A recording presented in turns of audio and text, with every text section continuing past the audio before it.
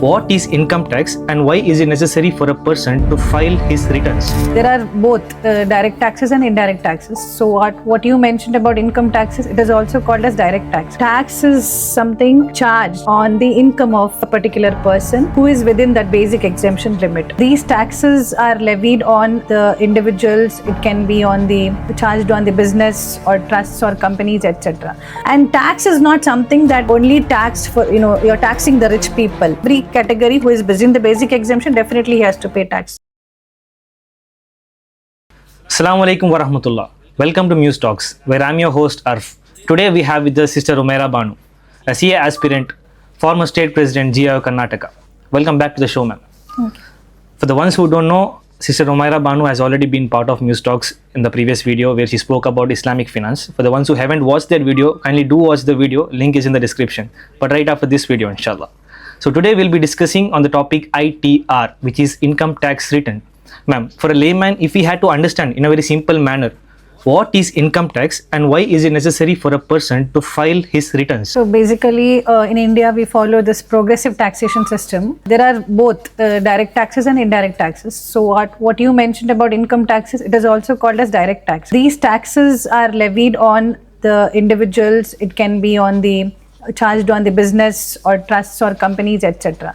So what is tax actually? See, to begin with introduction of anything, direct tax or indirect tax, we must also know the concept of tax introduced in India. Tax is something charged on the income of a particular person who is within that basic exemption limit.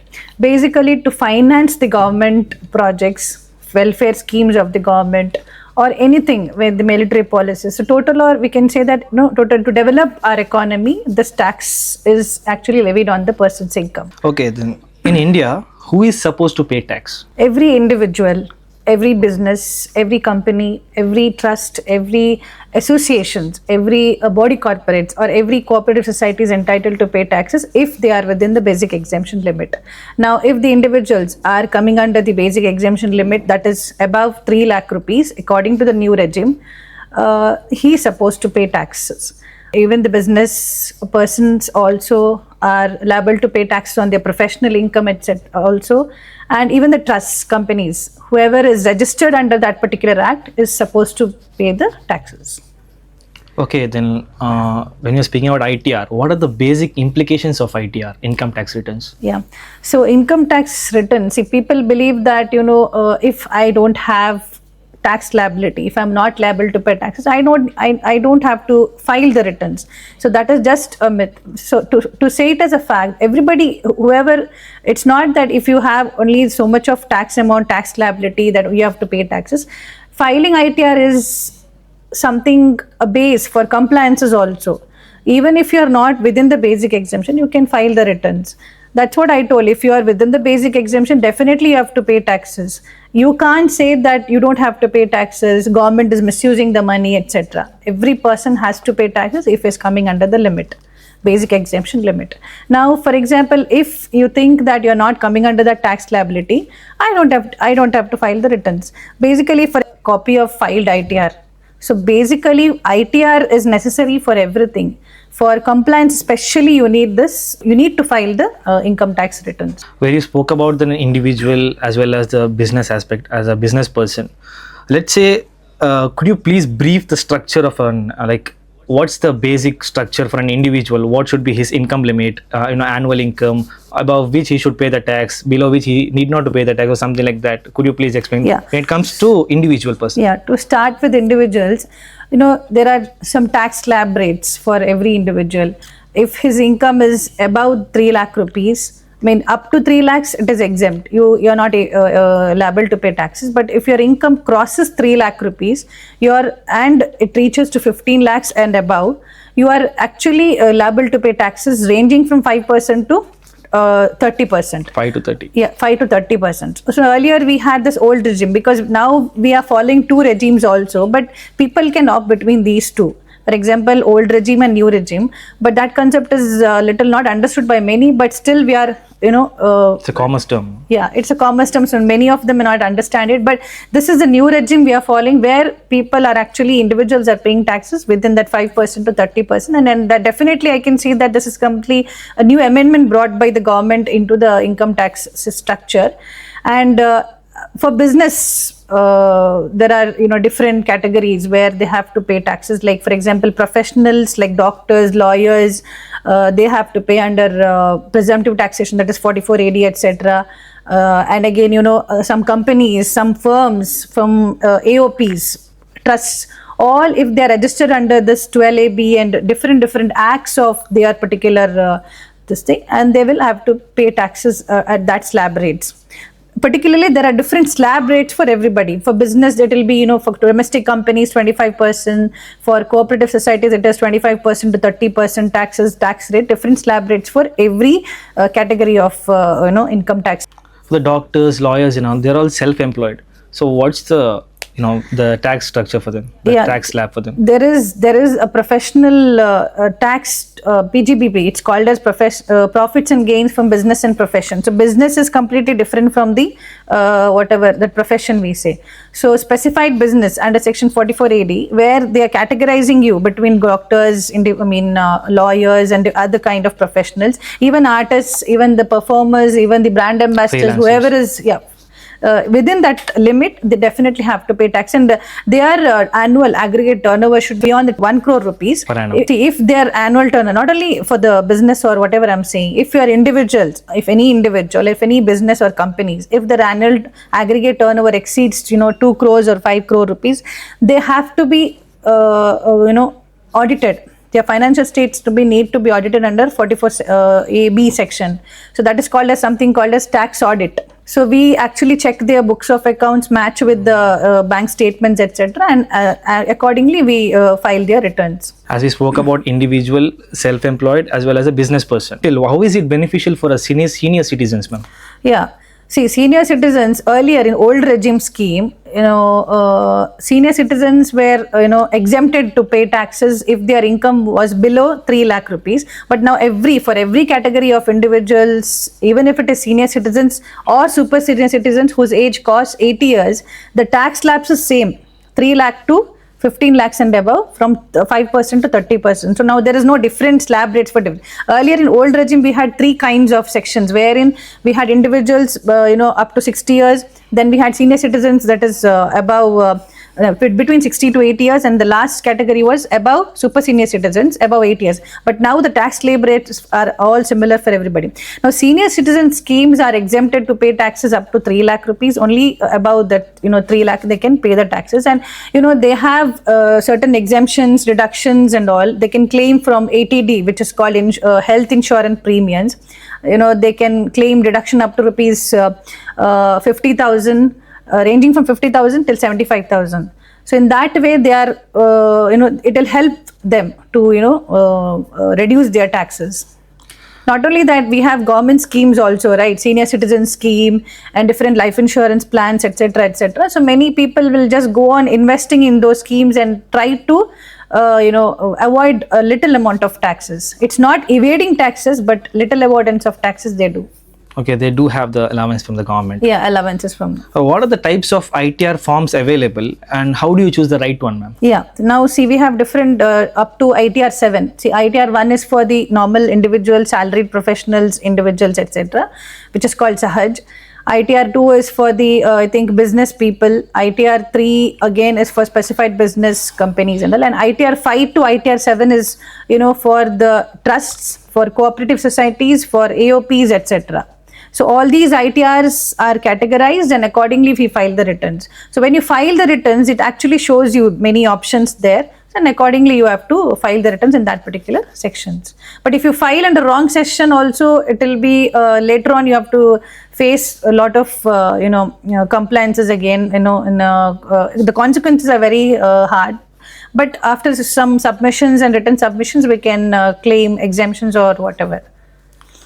Let's say the implications or problems that an individual might face for underreporting or failing to report his records. Could you say that? Yeah, see, there's a lot of underreporting going on. People try to evade taxes by not reporting the maximum amount of your income, but this will have a major impact, major consequences. They will be called for. From the income tax department, and definitely they will have to prove their incomes. See, we are actually, in overall, you can tell we are actually legalizing your whatever your income. You're showing the actual amount of your wealth to you. And tax is not something that, it's only taxed for, you're taxing the rich people. Every category who is within the basic exemption definitely has to pay taxes. And you should make sure that, we are actually creating a equitable distribution of wealth between poor and the rich. Ultimately, this tax is going to the government. Government is earning from the people, public, and that will actually go to the welfare schemes, which is ultimately used by us. Coming back to us only. Yeah. So we could see that something which is going out, right? Income tax return, we pay the income tax goes out from our hand. Could you say some of the benefits of ITR? Like, what are the benefits we may get? Yeah, a lot of benefits. For example, for salaried professionals, salaried individuals, for example, if you're working in a company there and if you're earning some salaried income, definitely there is something called as tax deducted at source, TDS payments. So TDS will be deducted from that amount, certain percentage of TDS will be deducted, and while filing ITR, you're actually supposed to report that 26 AS, which is called as form for TDS, where you will claim from your employer and you will report it in your ITR, and you can claim that refund when you are actually filing the ITR, which will be refunded to you later on. So certain percentage will be deducted from the salary when made payment. When your employer pays to you, it will be deducted, but that will be received in the form of refund after you after you file the ITR. But if you don't file the ITR and keep it like that, that amount will not be refunded to you. Similarly, if you are, if your tax payable amount is more than 10,000, you are also paying advance tax. So that is also, in the form of refund, you can claim it later on. So there are a lot of benefits if you file the ITR, not only for the, recently, like for making passports also, I think you need the ITR copy. People say that you need the ITR copy because I have not done it. And to start any business also, definitely they will ask, as an individual, they will ask, have you filed the ITR? Or in order to construct any apartment or any building, etc. Definitely, if you are an individual or a promoter or a builder, definitely they will ask you the ITR copy. ITR if is you are a sole which proprietor, is like a goodwill for an individual. Yes, it is completely a goodwill for you to meet the compliances of anything. Okay, they can generate trust towards us, any company or bank. Yes, definitely. To issue something the like you can call it as an agreement between you and the government. If it's a very strong bind and agreement between you and the government, and you are actually abide to pay the taxes. You cannot avoid from it. Okay, so what are the common exception and deduction that an individual can claim to reduce his tax liability? Yeah, so because we are commerce students and commerce personalities, we will know a lot of terms, but I will just mention a few of them. There are a lot of deductions which is called as Chapter 8 AC deductions. From 80C till 80 JJAA. So there are a lot of deductions there. For individuals, they can claim under deduction at 80C. Like if they are investing in life insurance or something, and they can if they have savings bank account, if they have fixed deposit on interest, they will earn this. They can claim the deductions on that. For example, interest on savings bank on the TDS on an interest amount, they can claim I think at least 10% of it. Then if they are if the senior citizens, not only senior citizens, even normal individual, he can claim deductions under section 80D health insurance premium up to 25,000 rupees. Senior citizens can claim up to 50,000 to 75,000 rupees. And even the disabled, whoever is handicapped or something, and if he is having a severe disability disease, he can claim reduction up to 1,25,000. Then not only that, if for example, if you're constructing any house and if you have taken any loan from the bank, again, when you're paying the repayment, when you're doing the repayment, on that you can claim deductions. You have to show that 80 deductions claimed. And if you're making any donations to outside for trusts or if any social welfare, anything of social projects, there you can claim deductions under section 80G. There are a lot of deductions you can claim there. But then even in case of if you are receiving any royalty, or if you have written a book and you're claiming any amount of royalty from that, you can claim deductions under 80 G, 80 GGA. So a lot of deductions like that, from 80 C to 80 JJA. So a lot of deductions. So there's a lot of benefits people can claim from it, but they have to claim it and file the copy when filing the ITR. As you spoke about the implications, the benefits that an individual can take, or the types of ITRs and all, still people have that stereotypical mindset, right? Like they are not ready to pay the tax. They are like, why do we need to pay the tax? Government has so much money. They themselves are printing the money. Why do we need to give them the money back? Yes. So could you burst the misconception what the layman has? Yeah, a lot of misconceptions. As I said you earlier also, see, it's kind of an agreement you're making with the government. So when you are when you are a resident in India, or when you're a resident of your country, definitely to make a standard of living, to live for your sake, in order to utilize the benefits provided by the government, you have to contribute some amount of your revenue to the government. Unless you contribute anything, you cannot get anything. So tax is not something which is introduced now. It was since the old and ancient history, going back to Maurya dynasty, then coming up to, going back to 1922 onwards, when British started this taxation system. And now when you see the progress happening till 1961, I mean, because Income Tax Act was introduced in 1961 and the rules of income tax was introduced in 1962. So this is completely, not actually, suppressing the power of the poor and, like that. In order to sustain the losses or to control the inflation, or anything happens, by the faced by the government, definitely government will utilize this revenue for, sustaining those losses faced by them. So it's not that you are simply paying your taxes to the government. Government is definitely utilizing this revenue to the government, but there is a misconception still because of political differences. People have difference of opinion. Why should I pay taxes? Government is not giving me any reward for it or benefits for it. Why should I do this? So that's completely a thinking. That means they are not aware enough. Yeah, that's what. They lack awareness about it, and they do have less knowledge about it. So we have to be aware about it and then try to know from people the implications of filing ITR and pay taxes. So the parents who aren't that much aware of it, for their kids who are watching this video, through this they could understand what is the real benefit of filing an ITR, or what is the real responsibility of an individual citizen to pay the taxes. We would like you, the ones who are watching the video, make sure you make your whole family understand the real importance of ITR, and make sure you file the ITR too. So today we'll be going towards the new segment which we are introducing through this podcast, which is myth or fact segment, where I'll be asking a question to our guest. She'll be letting us know if it is a myth or a fact. These are the questions which we have got from the common people. We've asked with common people. So we'll be asking you some questions. Do let us know if it is a myth or a fact, ma'am. So the first question is it true that only the rich need to pay income tax? No, it's completely a myth. Okay. It's not that only rich has to pay tax. Whoever is coming under that limit, they have to pay taxes. Right.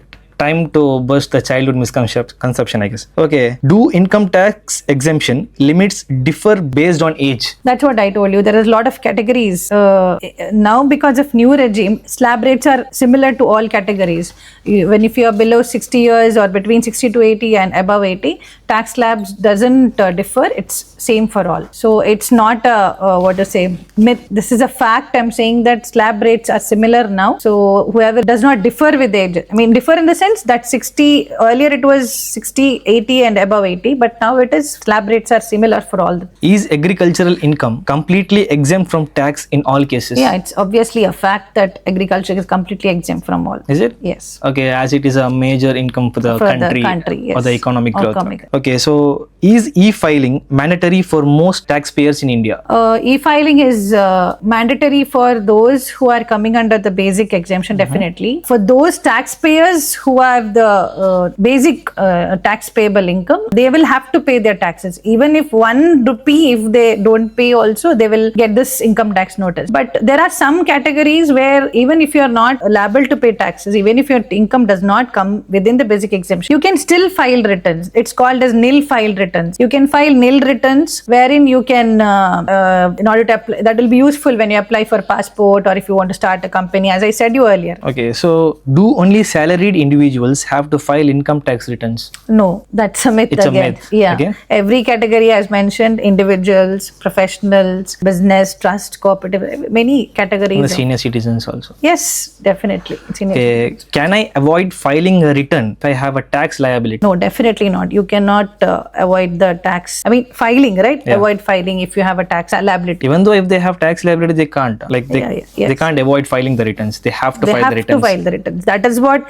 the lack of awareness is among the individuals, feeling that no, I don't have to pay tax, because there's a statement, annual statement, which is tracked from the bank statement itself of every individual in the income tax. That is, when you file the ITR, your annual statement will be, definitely it will be imported there. Okay. And it will track your summary of bank statements, how much income is actually, credited into your accounts, etc. So you have to maintain that procedure of whatever it is. Can you be fined for filing your tax returns late? Definitely, it's a fact. Oh, okay. If you don't see, for individuals, you are supposed to, if you're not under the tax audit limit, you're supposed to file your returns by July 31st. But if you're coming under tax audit, that means if your turnover crosses 1 crore rupees, you're actually supposed to pay after 31st October, by 31st October. Now, if you cross this deadline, 31st July, there's still, you can file till 31st December, which is called belated returns, with the penalty of rupees so and so, according to your limit. I mean, as per your income tax, whatever income you have. So it's not that you simply sit idle waiting for some date, etc. No, definitely the late fee will be charged. Oh, could you please explain that, what do we say, the year, financial year, what you said, the 31st October or something like that? It won't come under financial year, it won't come under academic year. Could you explain definitely, that? But I don't know if I explain it to you, you'll understand, because a lot of students especially will be confused with this. See, now presently we are in the assessment year. The financial year is from 1st April till 31st March, right? Now in this assessment year, we are in the year which is called assessment year 25-26. Now we are paying, filing in the next July, we are paying taxes for 24-25. Now already 31st March 24 we paid tax. Before that we filed for 23-24. Now we are in the assessment year 25-26, but financial year for us is 24-25. Okay. So now people have to, now by next 31st July, they have to keep all the files ready to file ITRs for 24-25. So we are actually, the last year income, we say previous year income. Now for us previous year is 24-25. So this is the assessment year going on, that is 1st April 24 till March 25. So for us it is 24-25 will be the previous year which you are in. You are supposed to pay taxes for the previous year of it. So basically you should remember one thing, that financial year starts from 1st April till 31st March. So this year is 25-26. I mean, we are in the period 24-25. We already paid taxes for 23-24. Okay. Now the next, after 31st March 25, 1st April 25 will be your next assessment year. Okay. Understand? Yeah, now I got this is December 3rd. Now 31st December is the last date where you can file your at least belated returns. You can file your belated of the returns. previous year, 23-24. Yes, you can file your revised returns, but with late fee. Okay, they'll have that fine, right? Yeah, but the fine, penalty, everything will be charged. That's not, there's no excuse Exemption for that. for them. Yeah. And even if, for example, if belated filing is also done by 31st December, they cannot claim exemptions also. That's why we have to be very sure that we file our returns by due date and we give them deadlines. Then for updated returns, there is something called as updated return, where you have, which is also an added advantage for all that. If you have missed out any reporting of income, that also you can do it.